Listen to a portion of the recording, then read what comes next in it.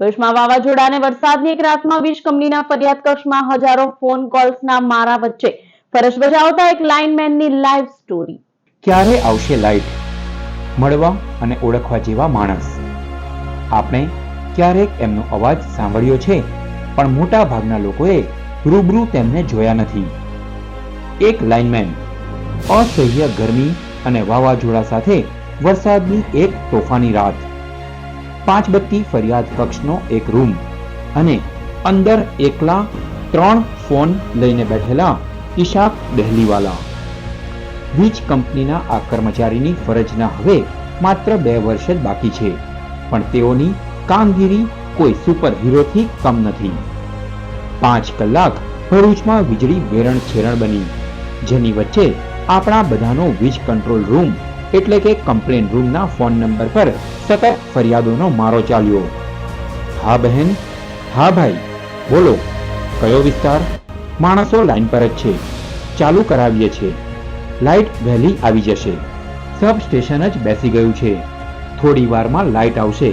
અરે રે, એટલામાં તો વાવાઝોડા સાથે વરસાદ અને માંડ માંડ શરૂ થયેલો કે કરવા જઈ રહેલો વીજ પુરવઠો પુનઃ ઠપ થયો।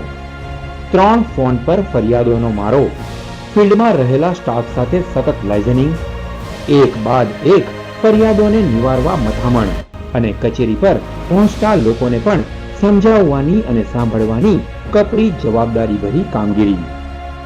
નાના ફોલ્ટો જાતે જ પોતાની બાઇક લઈને દુરસ્ત કરી આવે, પણ એ સમયે પણ પોતાનો પર્સનલ અને કંપનીના રણકતા મોબાઈલ ફોનને રિસીવ કરી દરેકની ફરિયાદને લેવાની, શાંતિથી જવાબ આપવાના અને આગળ ફિલ્ડના ટેકનિકલ સ્ટાફને મોકલી લાઈન અને પાવરને રાબેતા મુજબ કરવાનો।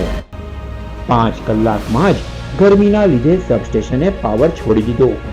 ઉપરથી વરસાદ અને વાવાઝોડાની આફતે અડધું ભરૂચ અંધકારની આઘોષમાં લઈ લીધું, પણ ઈશાકભાઈ એકલે હાથે કામ કરતા રહ્યા અને ગરમીમાં બેહાલ અંધેરા ઉલેચતા લોકો આક્રોશ ઠાલવતા જ રહ્યા કે ક્યારે લાઈટ આવશે, ક્યારે લાઈટ આવશે।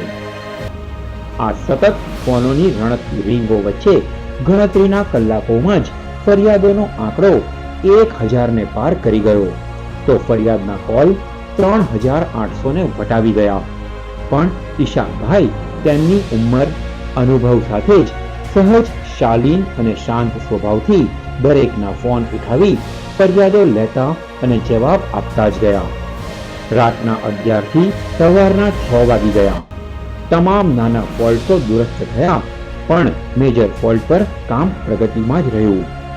આ છે ભરૂચના કર્તવ્યનિષ્ઠ સુપર હીરો એવા ઈશાકભાઈ દહેલીવાલા, જેઓની કામગીરીને શત શત નમન। વિકી જોશી, ચેનલ નર્મદા।